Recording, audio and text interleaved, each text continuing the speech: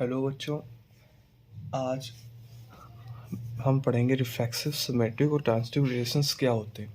सबसे पहले इनसे पहले हमें ये बताना पड़ेगा कि रिलेशंस क्या है। तो आओ देख लेते हैं रिलेशंस किसे कहते हैं। रिलेशंस क्या होते हैं, देखो हमारे मान लो हमारे पास दो सेट है। एक सेट ए है, इसमें ए बी सी एलिमेंट, और एक सेट बी आपका जिसमें है डी और ई एलिमेंट। सेट क्या होता है? Collection of elements. ठीक है, अब कार्टेशियन प्रोडक्ट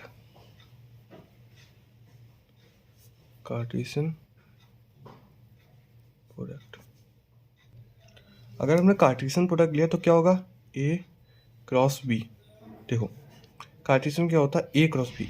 ए कॉमा डी सेट देखो क्या बनेगी, A comma D, A comma E, ध्यान से देखना। उसके बाद B comma D, B comma E, C comma D और C comma E. Cartesian product में क्या करते हैं? ए से बी कर रहे हैं तो ए के एक एलिमेंट को उठाएंगे, दोनों से मल्टीप्लाई करके ए डी ए ई बनाया, बी को उठाया बी डी बी ई, और सी को सी डी और सी। पहले कार्टेशियन प्रोडक्ट। ठीक है, अब जो रिलेशन होता है वो इस कार्टेशियन प्रोडक्ट का क्या होता है? सबसेट।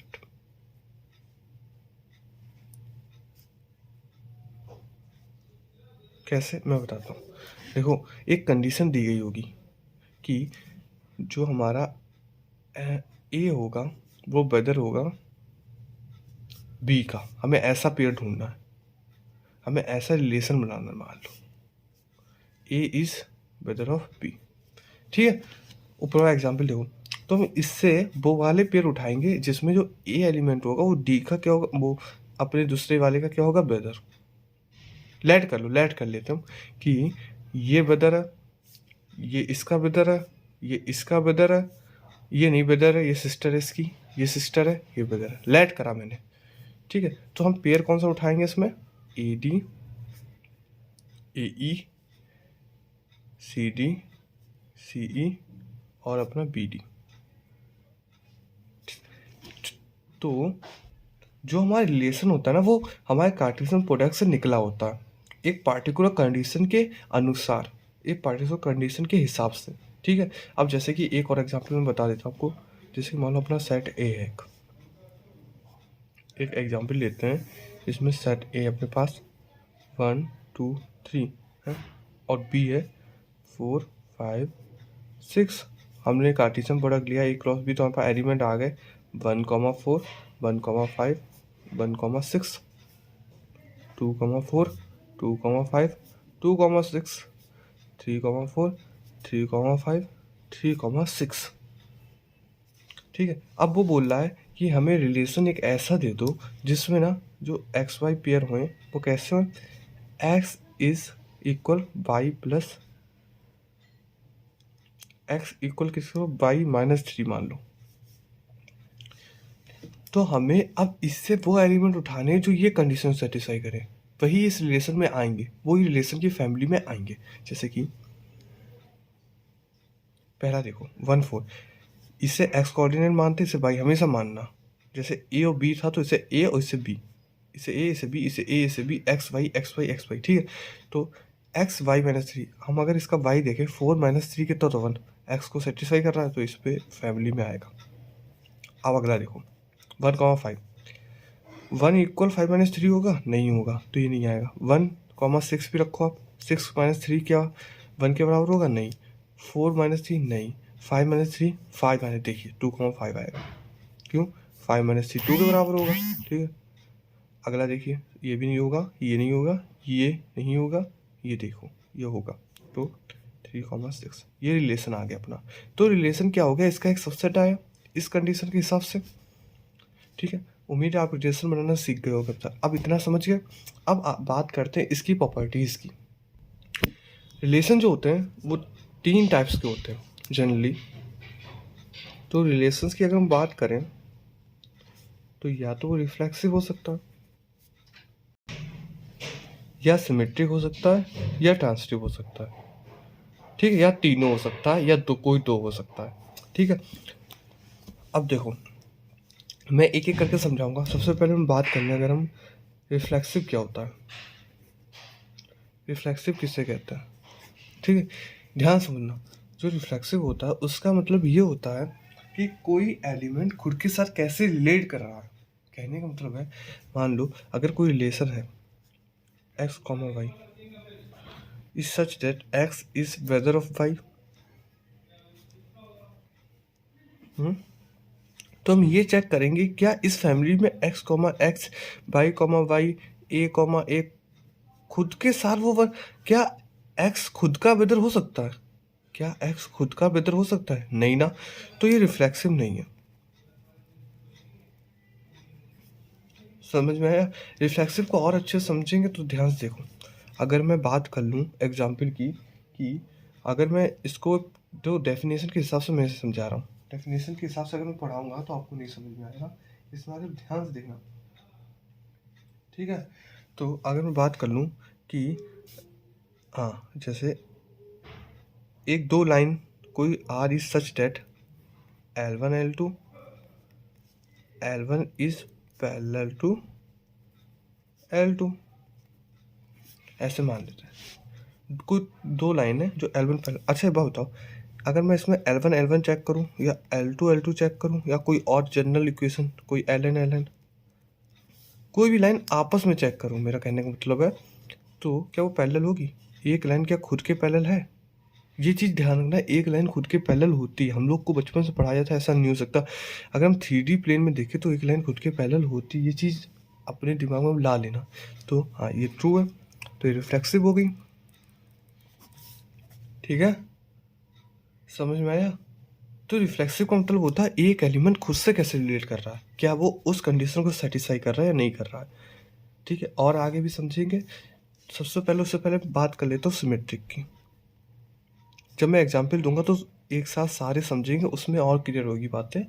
अगर सिमेट्री की बात करूँ तो ये कहता है कि जो हमारे एलिमेंट होते हैं, if A1 A2 belong to R, then A2 A1 belong to R, ये होती है गिवन कंडीशन। ध्यान रखना, ये होती है चेकिंग वाली, हमें ये चेक करनी पड़ती है, ये गिवन हम लोग ये लेके चलते हैं। जैसे कि मान लो अगर मैं बोलूँ कि mod of A minus b is equal to 2, ठीक है, और यहाँ मैंने x, y पेयर एक पी लिखा, पेयर सच डेट, ये कंडीशन है इफ, ठीक है, ये कंडीशन, ये रिलेशन है आपका। कोई दो नंबर ऐसे लेने हैं जिसका मॉड 2। अच्छा एक बात बताओ, अगर मैं यहाँ 4,6 भी तो ले सकता हूँ ना, मैंने पहला नंबर माना 4,6 कितना होगा, अब देखो इधर रखो, 4 माइनस 6 माइनस 2, उसका मॉड 2 आया बाहर, वो 2 के बराबर है, बिल्कुल करेक्ट है। अब ये होती है गिवन कंडीशन जो हम लेके चलेंगे, इस कंडीशन के हिसाब से ये ट्रू मान के चलते हैं हमेशा, ठीक। अब हम चेक कौन सी करते हैं, इसकी रिवर्स। देखो जरा ध्यान से, A2 A1 मतलब कि इसकी रिवर्स। 6,4 क्या इसमें बिलोंग करेगा, देखते हैं। 6 माइनस 4 2, मॉड 2 मतलब 2 डिवाइड मतलब 2 के बराबर आ गया, तो ये भी बिलोंग करेगा इसमें, यानी कि दोनों, ये भी बिलोंग कर रहा है, इसका रिवर्स भी बिलोंग कर रहा है, ये भी बिलोंग कर रहा है, इसका रिवर्स भी बिलोंग कर रहा है, तो ये सिमेट्रिक है, ठीक है। ये जो कंडीशन होती है हम लोग को खुद बनानी पड़ती है, और ऐसी बनानी पड़ती है जो इसे सेटिस्फाई करे, फिर उसका रिवर्स हम चेक कर लेते हैं। तो हमेशा ध्यान रखना चेकिंग कंडीशन कौन सी होती है और गिवन कंडीशन कौन सी होती है, अगर ये दोनों चीज़ें याद है तो फिर आप कर ले जाओगे, समझे। अगला देखते हैं। देखो ट्रांसिटिव में क्या होता है, हमें पहले के दो गिवन होते हैं ए बी बी सी, हमें ये चेक करना क्या a b b c belong to R है, ये पहले गिवन होगा, फिर हमें चेक करना पड़ेगा ए एलिमेंट और सी क्या बिलोंग टू आर करेंगे, अगर करते हैं तो वो रिलेशन ट्रांसिटिव होता है। जैसे कि एग्जाम्पल अगर हम लें तो समझ लेंगे, देखो अगर हमारे पास एक रिलेशन डिफाइंड है कि such that X minus Y is divided by 2 मान लेते हैं, ठीक है। तो ए बी हम इस हिसाब से लेंगे, कोई ऐसे दो नंबर मानो जो डिवाइड हो 2 से, चलो ठीक है, हम उसका निगेशन तो हम ले लेते हैं 2 और 4, अगर माइनस करोगे 2 माइनस 4 माइनस 2 डिवाइड हो जाएगा 2 से, ठीक है। अगला इससे बनाओ बी सी, देखो बी सी है तो 4, अब 4 के साथ एक पेयर मानो 6 मान लेते हैं, ठीक है। तो 4 माइनस 6 डिवाइड हो जाएगा 2 से, ये हम मान के चले। अब हमें चेक क्या करना है 2 और 6, 2,6 क्या ये इसमें बिलोंग करेंगे, चलो लगते कहते 2 माइनस 6 कितना तो -4 जो 2 से डिवाइड, हाँ ये बिलोंग करेगा, तो इस साइड कैसा हो गया ट्रांसटिव कैसा हो गया, ट्रांसटिव। ठीक है, ये चीज हमेशा ध्यान रखना। अब बात होती है ट्रांसटिव, एक और बात ध्यान कर ट्रांसटिव में, अगर अगर हम ये दोनों सेट, कभी कभी क्वेश्चन में क्या करता है, जैसे कि एक रिलेशन डिफाइंड है हमारे पास और हमें ऐसे दे दिया, मान लो 1,2, बताओ ये रिफ्लेक्सिव है, आपको दिख रहा एलिमेंट क्या है 1 and 2, इसमें ना तो 1 1 है ना 2 2 है, तो ये रिफ्लेक्सिव तो नहीं है, खुद से लीड नहीं कर रहा है, नहीं है। सिमेट्री की बात करें 1 2 है, बट 2 1 नहीं है, ध्यान देखो, ठीक है नहीं। अब हाँ, ट्रांसटिव पे देखना, 1 2 है, ए भी है, अगर हम बी सी को गिवन मांगे तो 2 के साथ कोई पेयर नहीं किया गया इसमें, तो बच्चे क्या करते हैं, इसे ट्रांसटिव नहीं मानते, बट यही चीज़ रॉन्ग हो जाएगी। देखो, अगर उसने वो चीज़ नहीं दी गई, अगर उसने ए बी दिया गया तुम्हें और 2 के साथ कोई पेयर, मतलब बी सी नहीं दिया गया, तो वो उसकी गलती है, समझ में आया, उसकी गलती है। चेकिंग कंडीशन हम तो अभी पहुंचे ही नहीं, बात समझे। तो इसे हमेशा याद रखना, अगर पहली ब्रैकेट गिवन हो हम लोग को, जैसे 1,2, अगला ब्रैकेट नहीं गिवन हो, तो वो ट्रांसटिव होता है। ठीक है, अगर दोनों गिवन हो और तीसरा चेकिंग कंडीशन गलत हो जाए, तो वो ट्रांसटिव नहीं होता है, अगर सही हो जाए तो ट्रांसटिव होता है। लेकिन अगर वो एक ही ब्रैकेट दे रहा है, तो वो उसकी गलती है, फॉल्स है वो, बात समझे, हमें चेकिंग तक उसने पहुंचाया ही नहीं, तो वो ट्रांसटिव है, बात समझे। अगर एक ही ब्रैकेट गिवन हो, अगला ब्रैकेट नहीं मिल रहा है, दूसरा वाला, ये फर्स्ट ब्रैकेट है, सेकंड, ये थर्ड, अगर सेकंड वाला नहीं मिल रहा है आपको, तो वो ट्रांसटिव है। ये चीज़ क्लियर कर लेना बहुत अच्छे से। अब देखो बच्चों, एनसीईआरटी का एग्जाम्पल मैंने पिक करा आपके समझने के लिए। देखो, let T be set of all triangle, एक टी है जो सेट है हर ट्रायंगल का, मतलब कि एक सेट टी है, एक एक लाइन को पढ़ो, उसमें मैथ में बदलने की कोशिश करा करो, वो सेट ऑफ ऑल ट्रायंगल्स है, ठीक है। सारे ट्रायंगल जितने भी होते हैं वो सारे इस पे आते हैं, राइट हो चाहे सोसलेस हो चाहे कैसी भी साइड के हो, सब इसके अंदर आते हैं। In a plane with R a relation in T given भाई, अब एक आर रिलेशन बनाया टी क्यों। हाँ, एक चीज़ और बता दो, कभी भी क्या करना, ए क्रॉस बी से रिलेशन नहीं बनता, कभी भी जो कार्टेशियन प्रोडक्ट होता है वो दो सेट से नहीं बनता है। क्या होता है, यहाँ जैसे कि रिलेशन इन टी दिख रहा है आपको, कोई दूसरा सेट नहीं हो, तो वो ऐसे बना होगा, मतलब कि पहला भी सेट सेट ऑफ ट्रायंगल्स रहा, दूसरा भी, उनका आपस में कार्टेशियन प्रोडक्ट निकला ना, उससे ने रिलेशन एक बनाया। और रिलेशन क्या कह रहा है, रिलेशन की ध्यान रखना, रिलेशन को बहुत अच्छे से पॉइंट आउट करा करो। रिलेशन को मैं डार्क अंडरलाइन इधर कर रहा हूँ। हाँ, तो अब आप देख रहे होगे कि मैंने रिलेशन को लिख लिया। रिलेशन क्या कहता है, ये कंडीशन को ध्यान से देखा करो, T1 कॉन्ग्रुएंट टू T2। अब यहीं से हम बनाएंगे सारे। देखो, सबसे पहला रिफ्लेक्सिव देखते हैं, कैसे देखेंगे, खुद से कैसे लेट कर, चाहे T1 ले लो, चाहे T2 ले लो, कुछ भी ले लो, इसमें लेट कर लो, ठीक है। हमने मान लो T1 ले लिया, क्या T1 खुद के कॉन्ग्रुएंट होगा, क्या T1 इस पे बिलोंग कर रहा होगा, क्या T1 T2 T1 अपना सेट R पे बिलोंग कर रहा होगा, लगता है आपको। जो चेक करते हैं क्या कोई ट्रायंगल खुद के कॉन्ग्रुएंट हो सकता है, बिल्कुल हो सकता है भाई। कॉन्ग्रुएंसी के लिए कैसे हो सकता है, AS है, SSS, SAS, SSS, खुद की ट्रायंगल की साइड खुद के बराबर ही होती है, तो SSS लगा दो, AS लगा, कुछ भी लगा दो, कॉन्ग्रुएंट तो होगा। तो ऐसे लिख सकता हूँ, तो ये रिफ्लेक्सिव हुआ। कोई भी ट्रायंगल हो, T2 खुद के, TN खुद के रिफ्लेक्सिव, जो जितने भी इसमें एलिमेंट होंगे, मतलब जितने भी एलिमेंट होंगे वो रिफ्लेक्सिव जरूर होंगे, क्योंकि हर ट्रायंगल खुद से कॉन्ग्रुएंट होता है, तो सारे इसकी फैमिली में होंगे रिलेशन की। रिफ्लेक्सिव होगा, सिमेट्रिक चेक करते हैं। सिमेट्रिक के लिए ध्यान रखना, पहला गिवन कंडीशन ले लो, एक मान लो T1 T2 ऐड कर लिया हमने, दो ट्रायंगल जिसमें T1 कॉन्ग्रुएंट है T2 के, ये पहले ऐड कर लेते हैं, क्योंकि हमें पता है, मैंने जब सिमेट्रिक पढ़ाया था मैंने बोला था पहली वाली गिवन कंडीशन होती है, इसे हमेशा गिवन माना करो।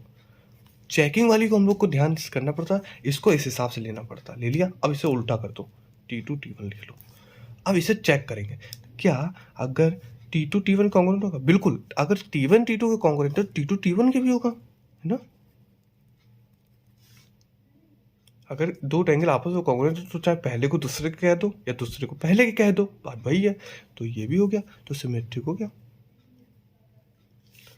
हाँ, अब बात कर लेते हैं ट्रांसटिव की।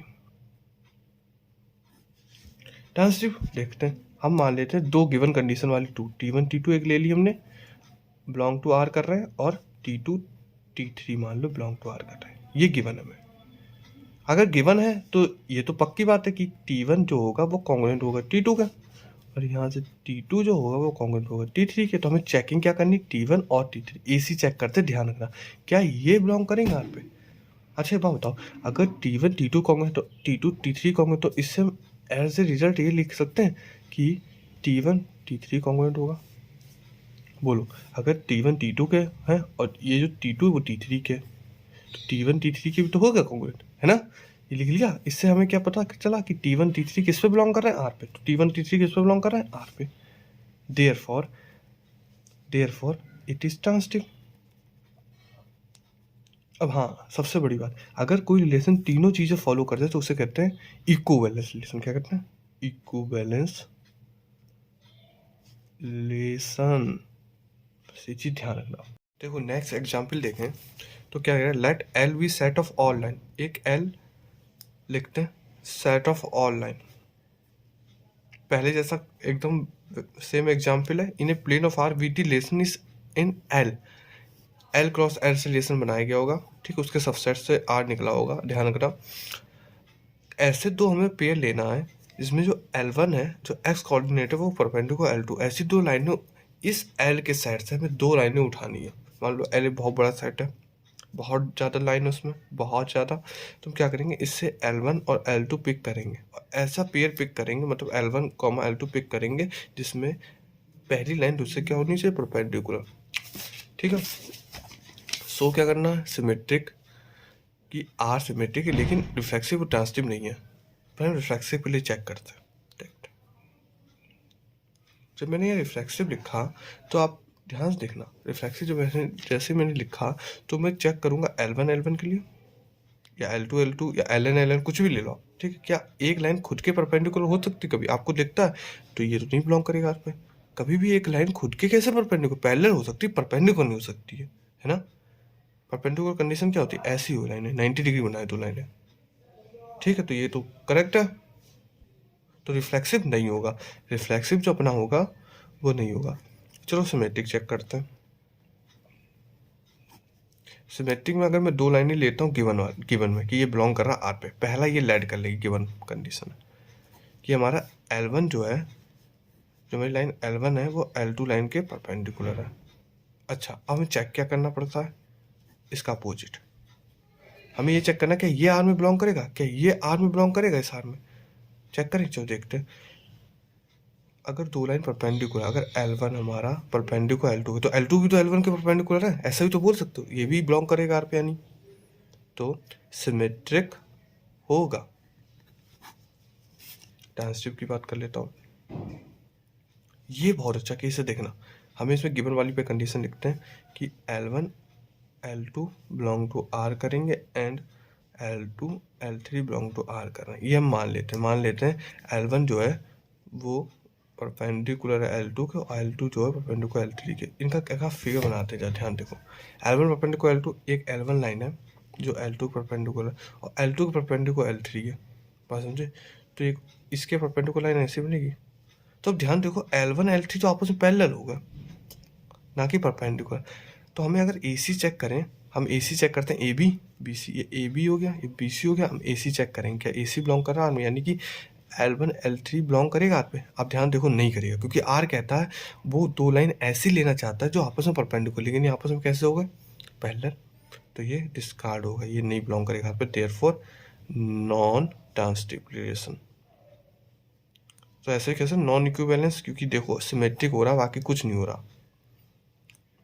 हमसे ये कहा था कि सिमेट्रिक दिखा दो, हमसे बोला था कि केवल सिमेट्रिक दिखा दो, रिफ्लेक्शन ट्रांजिटिव न दिखाओ। करेक्ट, समझ आ गया होगा। हाँ, नेक्स्ट एक और एग्जांपल करते हैं, लास्ट। देखो नेक्स्ट एग्जांपल कह रहा है, so that relation are in the set 1 2 3। एक आर बनाया गया सेट 1 2 3, मतलब कि 1 2 3 क्रॉस 1 2 3 करके कार्टेशियन बनाएगा, उससे ये रिलेशन बना है, ठीक है। इस रिफ्लेक्शन, अब देखो रिलेशन बना के दिया, कंडीशन नहीं दी। क्यों नहीं दी, क्योंकि उस रिलेशन पहले से तुम्हें दे के दिया, उसने पेयर तुम्हें दे के दिया। तुम्हें पेयर बनाने की जरूरत नहीं है, ये क्वेश्चन बहुत ईजी से होता है। तुम्हें नहीं पेयर बनाने, जैसे पिछले क्वेश्चन में हम लोग पेयर बना रहे थे, ठीक है। इसमें पेयर नहीं बनाने में, पहले से पेयर बना के दिए। हमें बस चेक करना है कि ये रिफ्लेक्सिव है, रिफ्लेक्सिव की बात कर लें। क्या करा करो, रिफ्लेक्सिव देखा करो कि पहले इसमें यूनिक एलिमेंट पहचानो कौन कौन से हैं, 1, 2 और 3, इसके अलावा 4, 5, 6 कहीं नहीं, बस क्या 1, 2, 3। तो अब इनका रिफ्लेक्सिव चेक करो, क्या 1, 1 आया है, 2, 2 आया है, 3, 1, है, 2, 2 है, 3, है। अगर मान लो इधर ऐसे होता है, एक और एलिमेंट आया होता 3, 4 करके, ठीक है, और हमारा 4, 4 प्रेजेंट नहीं, तो ये रिफ्लेक्सिव नहीं होता। जितने भी एलिमेंट यूनिक हैं सबकी अपने आप पे रिलेशन बनना जरूरी है, ठीक है, तो ये रिफ्लेक्सिव है, ठीक है, क्योंकि 1, 1 प्रेजेंट है आर पे, 2, 2 प्रेजेंट है आर पे, 3, 3 प्रेजेंट है आर पे। फिर से सुन लेना ध्यान से, अगर यहाँ ऐसे लिखा होता एक और पेयर होता 3, 4 करके या 5, 6 करके, कुछ भी होता, लेकिन अगर हमें 4, 4 और 5, 5 नहीं मिल रहा है इसमें, तो फिर वो रिफ्लेक्सिव नहीं होता। ये चीज समझ लो, ठीक है। बात कर लेते हैं सिमेट्रिक की। सिमेट्रिक में देखो, अगर ध्यान देखो 1, 1 इन्हें छोड़ दो, अब ये रिफ्लेक्सिव के एलिमेंट थे, इन्हें छोड़ दो।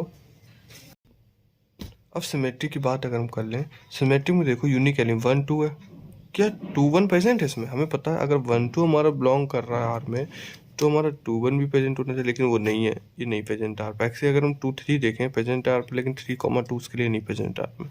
जो भी एलिमेंट हो उसके अपोजिट प्रेजेंट होना जरूरी है, ठीक है, वरना वो सिमेट्रिक नहीं होगा। और कोई एक नहीं हुआ, अगर कोई भी एक, मान लो इसका प्रेजेंट होता लेकिन इसका नहीं प्रेजेंट है, तब भी सिमेट्रिक नहीं होता, ठीक है। कोई भी एक अगर गलत रिएक्ट कर जाएगा तो पूरी चीज़ खराब हो जाती है, ध्यान रखना, ठीक है। तो सिमेट्रिक भी नहीं है।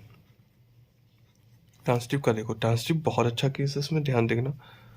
ट्रांसिटिव देखो, अगर हम देखें तो 1, 2 प्रेजेंट है हमारा, 1, 2 प्रेजेंट आर पे, ठीक है, और BC 2, 3 प्रेजेंट आर पे, बहुत सही। 2 गिवन वाले तो मिल गए तुम्हें, जो गिवन होने चाहिए वो तो उसने दे के रखे हैं तुम्हें। अब चेक क्या करना, 1, 3, क्या 1, 3 प्रेजेंट है हमारा, 1, 3 नहीं बिलोंग कर रहा आर पे। अब ध्यान से देखो पूरे सेट को, 1, 3 कहीं नहीं दिख रहा है इसमें पूरे सेट में, ठीक है, 1, 3 कहीं भी नहीं है। 1, 2 है और 2, 3 है, 1, 2 है, AB BC AC नहीं है लेकिन कहीं, ठीक है, तो नहीं बिलोंग करेगा आर पे, देयरफॉर नॉन ट्रांसिटिव हो गया जी तुम्हारा। समझ आ गया, ये हो गया हमारा सॉल्व। ये यही बोल रहा था क्वेश्चन कि रिफ्लेक्सिव है, सिमेट्रिक नहीं है और ट्रांसिटिव नहीं है। बिल्कुल सही, रिफ्लेक्सिव है, सिमेट्रिक नहीं, ट्रांसिटिव नहीं। ये भी समझ में आ गया होगा। होप आपको सारे समझ में आ गए हो, ठीक है। अगर समझ में आ गए हो, अगर कोई भी डाउट हो तो आप कमेंट में पूछ सकते हो, ठीक है। वैसे मैंने अपना बेस्ट ट्राई करा है, तभी भी कोई भी डाउट हो, अब आप इस हिसाब से सारे क्वेश्चंस कर सकते हो। मैं आगे और कवर करूँगा तो और अच्छी से आपको समझ आएगा, मेरी सारी वीडियोस देखते रहना, ओके।